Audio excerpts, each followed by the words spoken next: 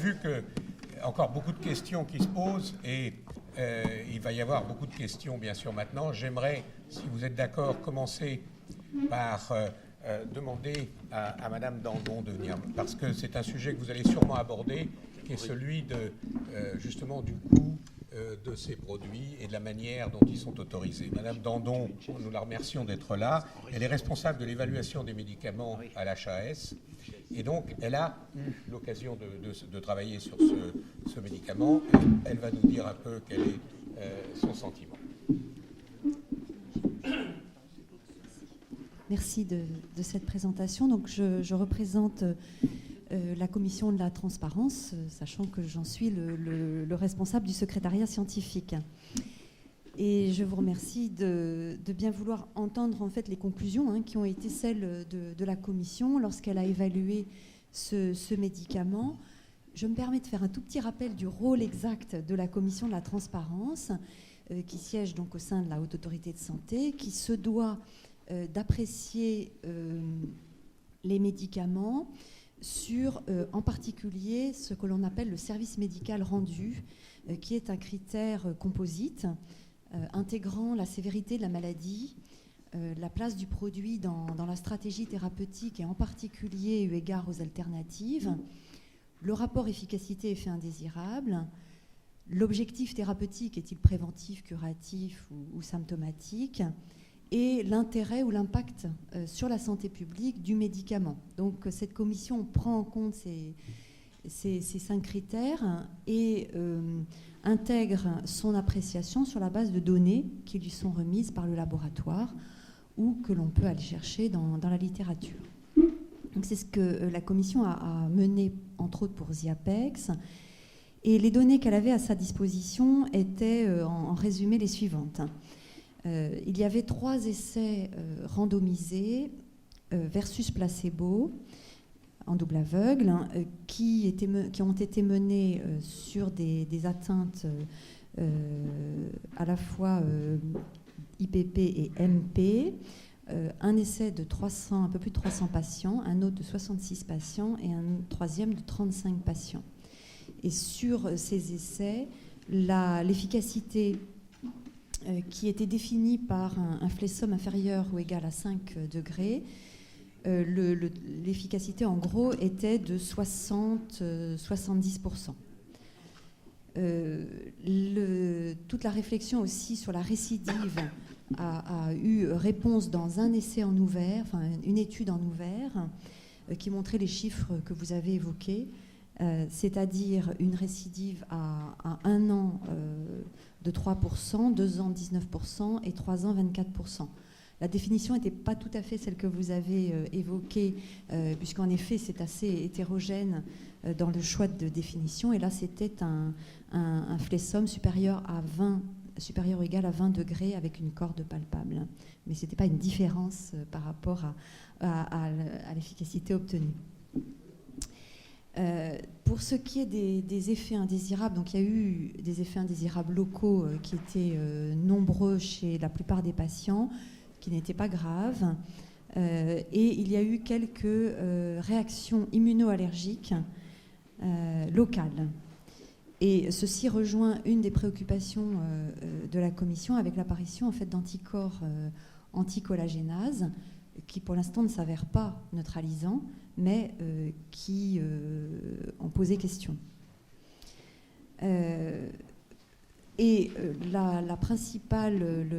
Finalement, les principales conclusions de la commission, ça a été une efficacité certaine, démontrée, sur la base d'études de bon niveau de preuve, avec une absence de comparaison à la technique qui lui a semblé la technique de référence pour l'état des patients à l'inclusion, c'est-à-dire l'aponévrotomie à l'aiguille. Le taux de récidive qui est certes tout à fait inférieur à ce que l'on observe avec l'aponévrotomie à l'aiguille, mais dans des contextes et des définitions qui rendent difficile la comparaison. L'apparition de ces anticorps anticollagénases qui posaient question sur la nécessité potentielle de réadministrer cette collagénase, puisque le schéma d'administration, c'est une administration qui peut être répétée sur une corde à la fois à 4 semaines d'intervalle, et ceci jusqu'à 8 injections maximales sur un patient. Donc la conclusion de la commission, ça a été d'estimer que le service médical rendu était insuffisant pour une prise en charge par la solidarité nationale, c'est-à-dire pas de prise en charge recommandée au ministre, ce que le ministre ou la ministre a suivi, et en invitant néanmoins la firme à redéposer un dossier, puisqu'il était porté à la connaissance de la commission qu'il y avait 2 études en cours, une étude justement qui analyse les récidives, et une autre qui analyse l'efficacité de Xiapex sur des retraitements, donc sur des traitements sur récidive. Voilà, donc ça c'était les principales conclusions. Nous avions aussi à notre disposition les conclusions, enfin les analyses de nos homologues étrangers, donc le NICE et l'IQVIC. Le NICE pour la Grande-Bretagne, qui n'a pas analysé Xiapex, mais qui a estimé que la ponévrotomie à l'aiguille était le comparateur validé de cette technique.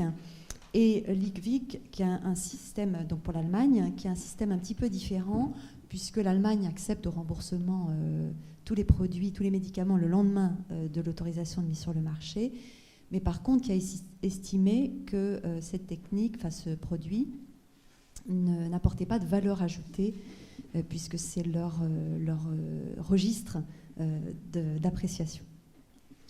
Voilà, donc je suis à votre disposition ensuite pour les questions et débats. Il y a sans doute des questions pour Madame Dandon.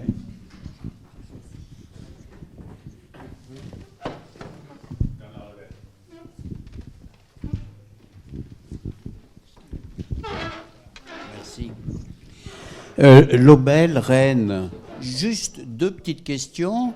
L'une à Monsieur Gilbert. J'ai regardé l'autre jour un violoniste jouer et je trouvais de façon extraordinaire la main gauche était exactement dans la position d'une maladie de Dupuytren. Est-ce qu'il y a des causes professionnelles et en particulier chez les musiciens? Écoutez, a priori non, mais on a donné d'autres exemples. Vous savez que c'est aussi la main ecclésiastique. Et donc, on a dit que certaines très anciennes miniatures ou peintures du XIIIe siècle représentaient la maladie du Dupuytren avec des ecclésiastes qui avaient les 2 derniers doigts pliés. On n'en sait rien. Une question pour M. Merle aussi, parce que comme urologue, là, bien sûr, on a la maladie de la Peyronie. Est-ce qu'on a essayé la collagénase dans la maladie de la Peyronie? C'est le rêve. Je ne le ferai pas parce que je voudrais pas détruire le capital. Alors j'ai enfin eu, et c'est la dernière chose. Par contre, pour compléter ta question et la réponse, bien sûr. Les aponévrotomies à l'aiguille dans les maladies de la Peyronie ont été testées. Et notamment Albert Leriche à Lyon en a fait, mais avec des résultats qui semblaient moins efficaces qu'au niveau du Dupuytren. Et enfin, j'ai une réflexion concernant la communication de l'Académie à propos de cette séance qui est évidemment formidable. Pourquoi ? Parce qu'elle rassemble les grands spécialistes sur tout le territoire national, mais aussi finalement à l'échelon européen, avec vous, madame, qui représentez l'administration. Et donc, moi, ce que je souhaiterais, c'est qu'on ait un communiqué à la fin, qui soit un communiqué qui montre d'abord ce que vous avez dit, M. Gilbert, sur l'épidémiologie et les généralités de la maladie. Ensuite, sur le taux des récidives, qui paraît évidemment le grand problème, qui justifie toutes ces multiples techniques. Et ça, c'est effrayant de voir à la fois la simplicité du nom de la maladie, maladie de Dupuytren, et la masse de techniques possibles pour l'aborder. Donc, la conclusion serait formidable s'il pouvait y avoir quelques recommandations qui diraient voilà, il y a un certain nombre de choses qui sont possibles de faire, et parmi toute la liste, il y en a un certain nombre qui ne pourraient être oubliés dans l'immédiat compte tenu de tous les travaux que vous avez faits.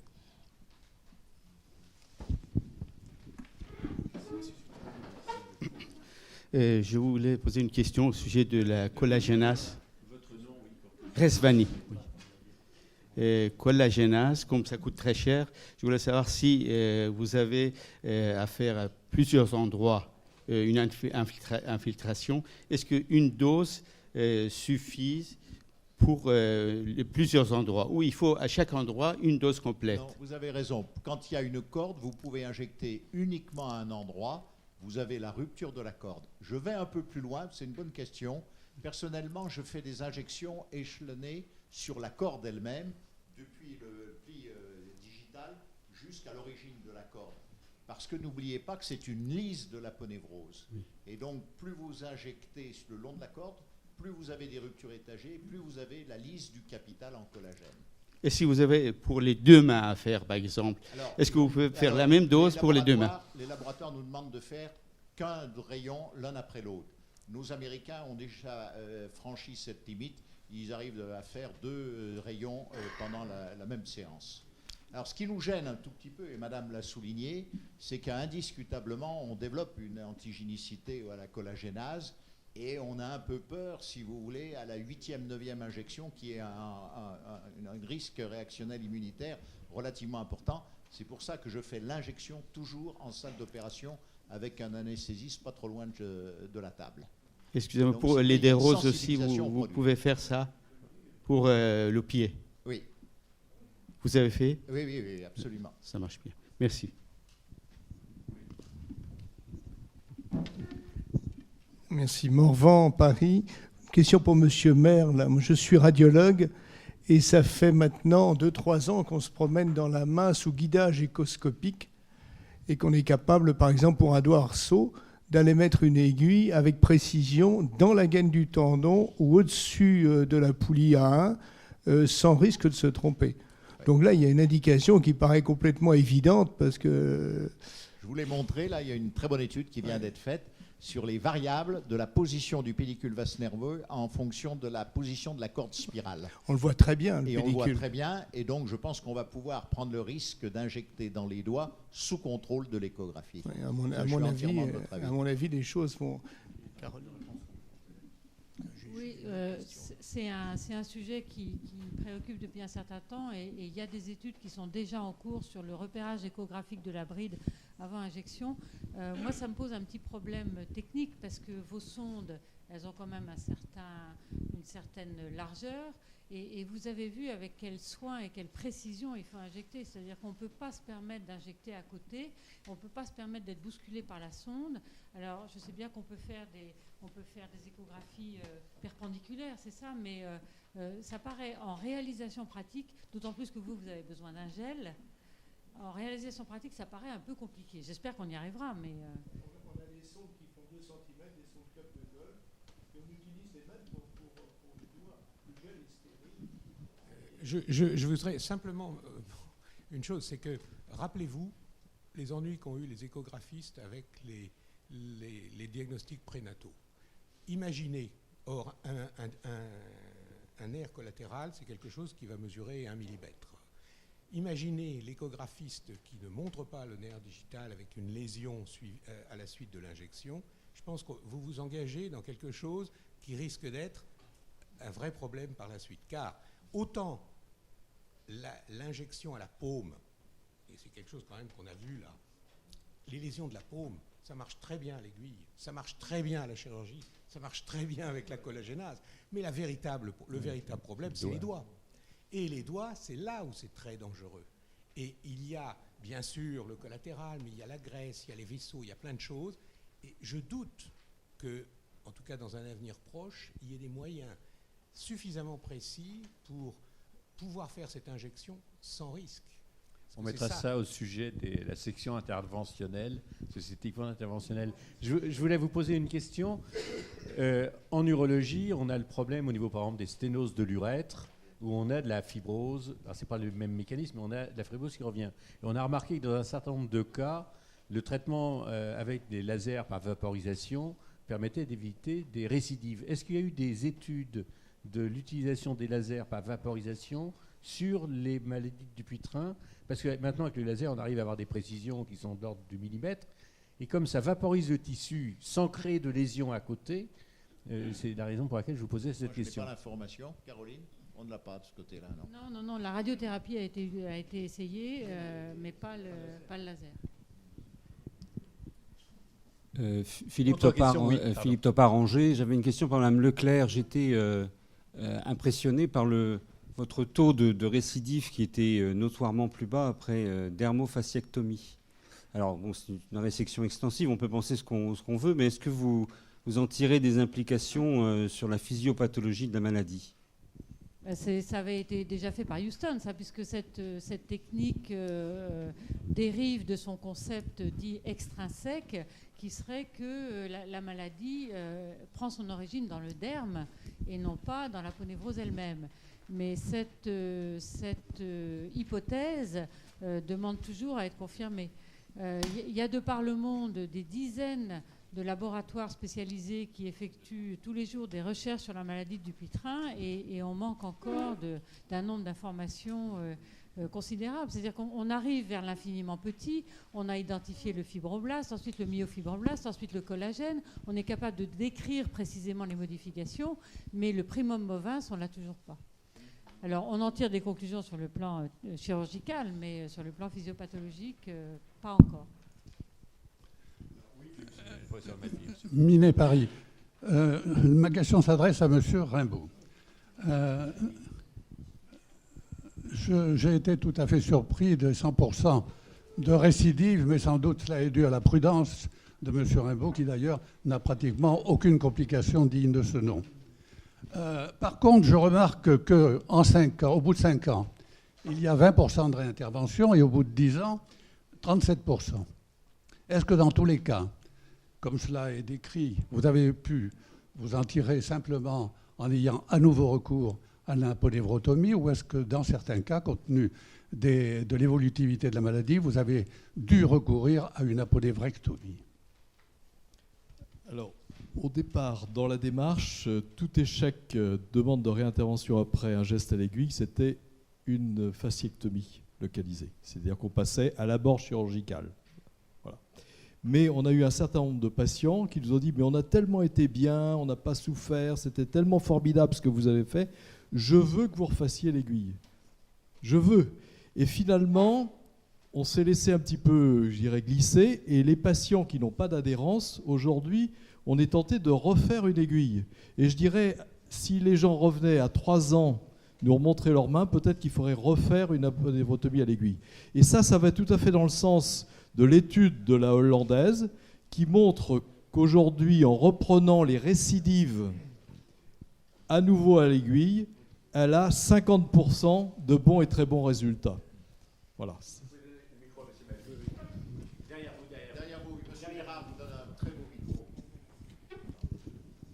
Oui, une question que je pose à Madame Leclerc, dont j'ai particulièrement apprécié la communication sur les récidives. Alors, je vais vous parler du passé, bien sûr. Mais j'ai personnellement opéré un peu plus de 350 maladies de Dupuytren. Toutes de la même manière, c'est-à-dire l'aponévrectomie. Les derniers opérés remontent à 1991.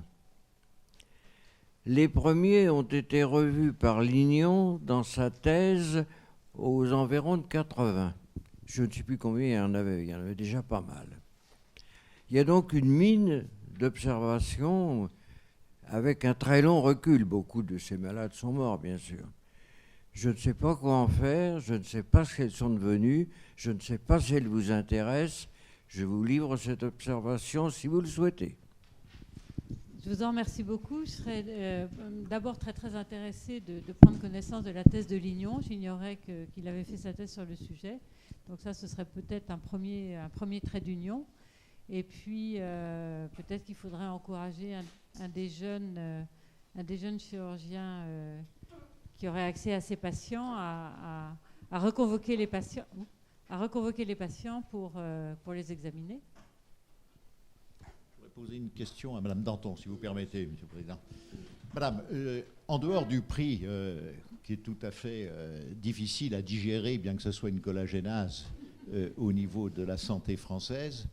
Je voudrais vous poser une question de forme et de méthodologie. Vous donnez un avis qui est très pertinent à partir de la littérature internationale. Nous sommes un grand pays, en France, avec des écoles de chirurgie de la main absolument prestigieuses. Est-ce que sur le plan réglementaire, vous auriez la possibilité de donner une autorisation ponctuelle à des équipes performantes pour faire une évaluation dans le temps, ce qui s'avère absolument indispensable, plutôt que de vous référer éternellement à la littérature anglo-saxonne? Alors, merci de cette excellente question. Alors, déjà sur le prix, je me permets de faire une petite, un petit détour. La Commission n'a pas connaissance du prix qui est demandé par l'industriel, n'a en général pas connaissance du prix qui peut être pratiqué dans un autre pays et donc n'évalue pas en fonction du prix soit demandé, soit obtenu. C'est pas dans ces registres. D'ailleurs, vous avez constaté dans les critères que je vous ai donnés, il n'y a pas la notion de prix ou d'impact économique. Vous ne vous y intéressez pas pendant votre réflexion? Non, très sincèrement, non. Alors, non, vraiment, il n'y a pas de discussion sur la notion de prix, ça ne fait pas partie des critères. En effet, il y a une autre commission qui est médico-économique, qui, elle, sera à l'avenir chargée d'évaluer d'un point de vue médico-économique aussi les médicaments. Ceci à partir du mois d'octobre de cette année. Mais ça n'est pas encore le cas. Alors, pour répondre à votre question, c'est vrai que la loi est assez stricte dans la manière d'évaluer les médicaments en France. Et la Commission rend un avis sur un médicament. Il n'y a pas de dérogation possible. Soit l'avis est favorable, soit il ne l'est pas. Néanmoins, il existe un dispositif lorsque le médicament est accompagné d'un acte, ce qui est le cas pour Ziapex, de remboursement dérogatoire dans le cas de techniques innovantes, ce qui peut être considéré comme le cas. Et à ce moment-là, c'est la Direction générale de la santé qui prend la décision de lancer un système de remboursement dérogatoire pour un temps donné, en échange, entre guillemets, d'un recueil d'informations, exactement ce que vous dites, c'est-à-dire d'avoir une idée un peu prospective de ce qui se passe en situation réelle d'utilisation. Malheureusement, là, la Direction générale de la santé n'a pas pris cette voie-là. Ça n'est pas forcément trop tard, mais ça n'a pas été son choix.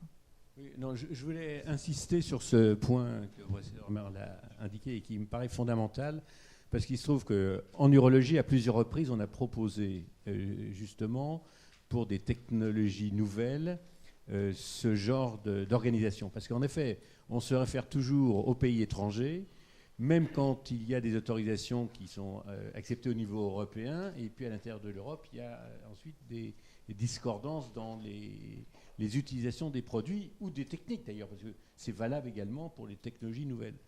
Et je crois qu'en effet, on se tire une balle dans le pied sur le plan de la créativité et de la chirurgie en France en s'empêchant de faire ça, et que deuxièmement, pour l'avoir testé, en urologie par exemple, pour la tester pour ce qu'on appelait à un moment donné les chauves-prostates.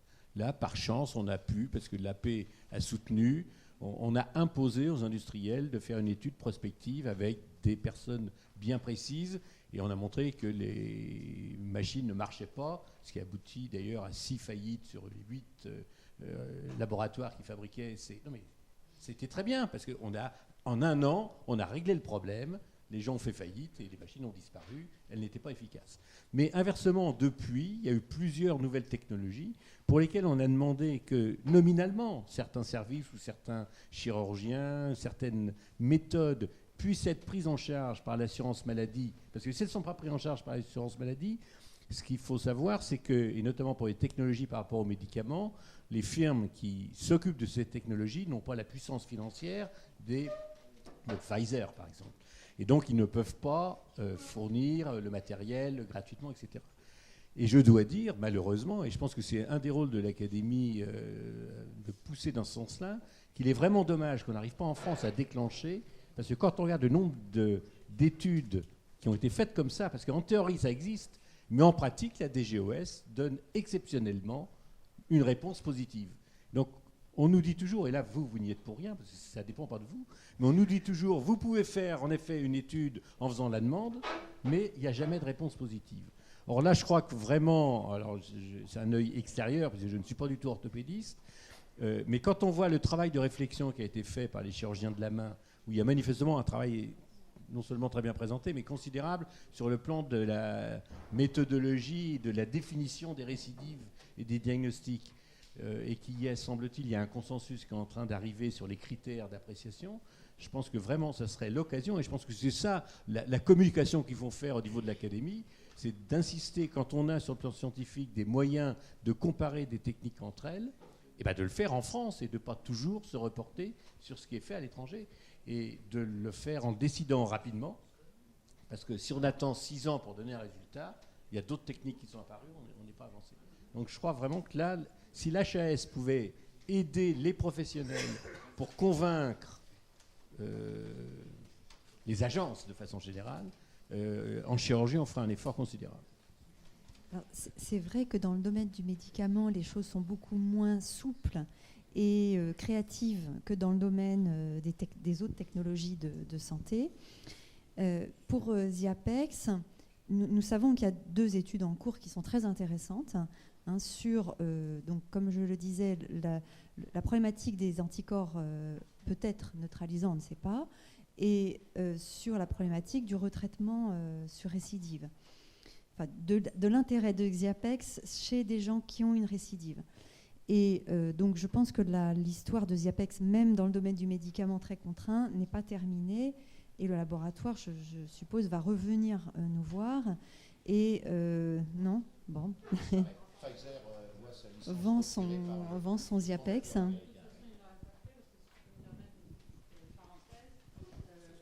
Il avait été demandé au laboratoire une étude sur 5 ans. Et sur le plan financier, ce n'était pas tenable pour eux. Je voudrais dire que notre pays rend ces choses très difficiles à cause de la structure de la santé. C'est un peu comme l'Allemagne. Vous avez dit très bien, en Allemagne, si on autorise un produit, il est automatiquement remboursé. En France, ce n'est pas le cas. On peut autoriser un produit et qu'il ne soit pas remboursé, mais il y a un mais. C'est que nous n'avons pas d'assurance en France. Nous avons ce qu'on appelle des mutuelles, qui n'a rien à voir avec une assurance. C'est-à-dire que si ce produit ne rentre pas dans une codification de l'assurance maladie, il ne sera pas pris en charge par une assurance. Ça veut dire qu'on ne peut pas faire comme dans beaucoup de pays, aux États-Unis par exemple, où le malade peut se faire rembourser par son assurance le produit. En France, ce n'est pas possible. Et donc, ça voudra dire que le produit devra être payé par la poche du patient. C'est-à-dire qu'il pourra peut-être payer éventuellement, ce qui n'est déjà pas donné, une injection. Il en paiera difficilement 2 et encore moins 3. Rappelez-vous que l'intervention, elle, sera gratuite ou quasiment. Donc, dans la balance, il y a aussi ce système qui fait qu'il y a le problème du remboursement de ces actes. Et les firmes le savent très bien. Elles savent que si elles n'obtiennent pas le remboursement, en France, elles ne pourront pas vendre quoi que ce soit, même avec une autorisation. Alors, je suis néanmoins un tout petit peu surprise du fait que les 2 études dont je parle ne seront pas menées parce que c'est une obligation de l'AMM. Ce n'est pas une demande française, c'est une AMM européenne et c'est un requis de l'enregistreur cette fois. Donc ça a été demandé au titulaire de l'AMM. Donc si ce produit n'est pas commercialisé en France, ça n'a pas d'influence sur la réalisation de ces études-là qui peuvent être réalisées et en France et ailleurs. Y a-t-il d'autres questions, d'autres remarques? Oui, si je peux toujours, pour vous, madame, apporter un petit élément de réponse sur la possibilité de faire des études, vous avez appelé exceptionnelles, c'est ça, avec une autorisation exceptionnelle. Voilà.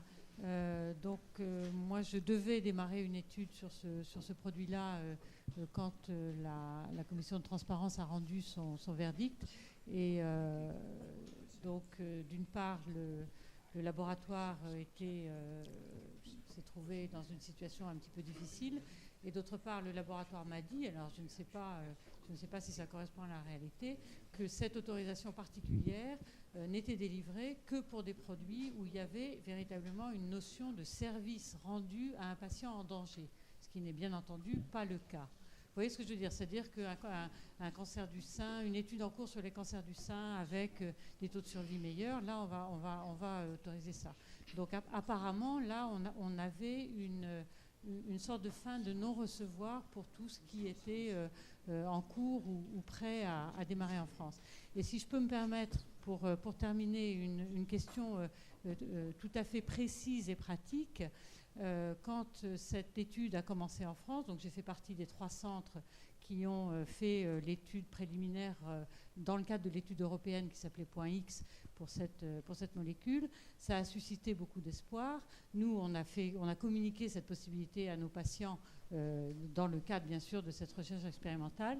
Comme d'habitude, c'est de bouche à oreille, cette technique a été diffusée et on a constamment des patients qui sonnent à notre porte, qui viennent nous voir en disant mais je souhaiterais avoir ce produit. Donc la question posée, c'est qu'est-ce qu'on fait dans la mesure, bien entendu, où la sécurité du patient est totalement respectée. Mais je pense que maintenant, on a suffisamment de recul par nos collègues américains. Moi, j'ai beaucoup participé à toutes ces études-là et je connais bien les résultats de toutes les enquêtes et de toutes les études qui ont été menées. Je crois qu'on peut, de façon relativement sécurisée pour les patients, proposer ces injections. Est-ce qu'on envoie tous nos patients au professeur Merle ailleurs ? Est-ce qu'il est possible, si le patient est prêt à prendre le coût du traitement en charge, de réaliser ces injections? Comment est-ce que ça se passe maintenant? Alors le dispositif dont vous parlez, où on pouvait donner le produit à des patients donnés, était une initiative de la part du laboratoire qui ne pouvait pas être une autorisation temporaire d'utilisation parce que c'était après l'autorisation de mise sur le marché. Donc ça a été de sa libre décision que de mettre à disposition, si je ne me trompe pas, à titre gratuit, ce produit dans un certain nombre de centres auprès d'un certain nombre de malades. Donc évidemment, quand la conclusion de la commission est sortie, le laboratoire, pour lui, c'est un arrêt de la diffusion de son médicament. En France, un médicament non remboursé n'est quasiment pas diffusé. Il peut néanmoins être utilisé, mais à la charge du malade, puisque ce produit à l'AMM, il n'est pas remboursé, donc il a le droit d'être utilisé, mais il n'est pas pris en charge, ni par l'assurance maladie, ni par les complémentaires, comme vous l'avez très bien expliqué. Donc aujourd'hui, en France, en dehors de cette mise à disposition à la charge du patient, il n'y a pas de possibilité de prise en charge. La seule possibilité, c'est que le laboratoire revienne auprès de la commission avec des nouvelles données et réitère sa demande d'inscription. Là encore, je ne sais pas, je suis peut-être optimiste de manière exagérée, mais vu la teneur des études qui leur ont été demandées, il apparaît intéressant en tous les cas que ces données soient versées et pourraient faire bouger les choses. Donc faire bouger l'avis in fine de la commission. Maintenant, c'est à l'appréciation du laboratoire de faire cette démarche ou pas. Après, il y a le dispositif de remboursement dérogatoire dont je parlais, qui est dérogatoire, c'est sûr, et qui appartient à la Direction générale de la santé et qui est réservé aux produits, enfin aux techniques innovantes. Voilà. Merci beaucoup, Madame Dandon. Est-ce qu'il y a d'autres... Ah oui. Je vais poser une question à M. Rimbaud. Je voudrais savoir, dans les aponeurotomies percutanées à l'aiguille, quand il y a des flexions très serrées, surtout au 5e doigt, est-ce que vous faites étendre le doigt tout de suite après, faire une extension complète, ou vous faites progressivement dû aux complications nerveuses que vous avez évoquées par extension d'emblée complète immédiate? Oui, avec le recul, je dirais, on a des centaines et des centaines de patients maintenant, puisque ça date de 94-95. Aujourd'hui, on va ne pas chercher l'extension complète, c'est-à-dire qu'on s'arrête avant les fractions cutanées. Et lorsqu'on le pressent maintenant en consultation, on propose, je dirais, un projet thérapeutique qui est assez bien vécu, assez simple, qui est aponévrectomie digitale, c'est-à-dire qu'on fait une chirurgie du doigt à ciel ouvert et on fait tout le reste à l'aiguille. Et ça, je crois que c'est un bon intermédiaire et on y met quand même la triamcinolone, c'est-à-dire du Kenacort.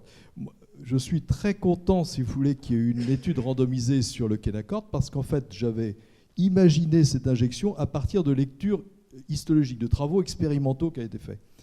Et quand on parle de la collagénase aujourd'hui, je pense qu'il faudrait faire un essai quasi randomisé, collagénase Kenacort, ce qui doit être en train de se faire, je crois, en Hollande, d'après ce que j'ai pu voir dans des abstracts.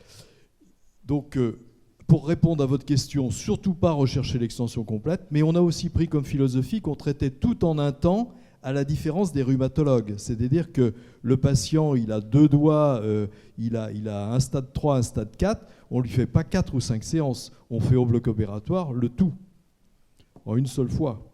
Et dans l'expérience avec le recul, il faudrait quasiment imposer aux patients d'être revus à 3 ans. Parce qu'à 3 ans, on pourrait probablement redonner un petit coup de pouce à l'aiguille. Voilà. Et une deuxième question, je voulais savoir si vous leur mettez une attelle dynamique et pendant combien de temps? Alors, le statut, c'est l'immobilisation d'1 semaine, ce qui permet la cicatrisation de tous les petits trous, parce qu'en fait, on utilise l'aiguille plus comme le chirurgien, plus comme les techniques anglaises de Colville. Et donc, en fait, il faut que ces trous, je dirais, cicatrisent. Et ils cicatrisent en 8 jours. Donc, pendant 8 jours, ce gros pansement qui est assez rigide, parfois renfoncé un petit peu avec une attelle plâtrée qu'on allège maintenant parce que les gens acceptent de moins en moins les contraintes, c'est enlevé en dehors d'Angers par une infirmière et on revoit les malades à 3 semaines.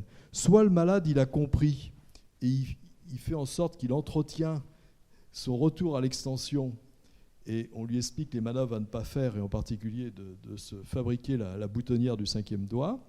Soit on voit que ça va être un petit peu plus compliqué, et à ce moment-là, on adjoint une orthèse qui avant était systématique. Parce qu'on voit aussi des publications qui disent pas d'orthèse, ça se discute maintenant. Voilà. Donc en fait, on a essayé de progresser, de continuer sur ce schéma pour ne pas avoir d'algodystrophie, parce que ce qui est certain, c'est que l'aiguille, on peut avoir des lésions d'hypoesthésie, mais on n'a pas d'algodystrophie, complication qu'on peut avoir quand même dans nos mains, dans 2 à 3% dans les maladies de Dupuytren. Je pense que c'est bien d'avoir l'extension des doigts, mais il faut surtout conserver la flexion des doigts. D'accord. C'est ça le challenge. D'accord, merci. Merci. S'il n'y a plus de questions, nous allons peut-être. Je vais passer la parole au président. Bien, je voulais remercier Gilbert et Michel Merle qui ont remarquablement organisé cette session qui a été très intéressante. Je crois que le fait de faire venir à nos séances des responsables de nos tutelles est également très intéressant parce que ça va probablement permettre d'avancer ensemble sur un certain nombre de sujets. Et donc je remercie l'auditoire des nombreuses questions et la qualité de présentation des orateurs. Merci beaucoup.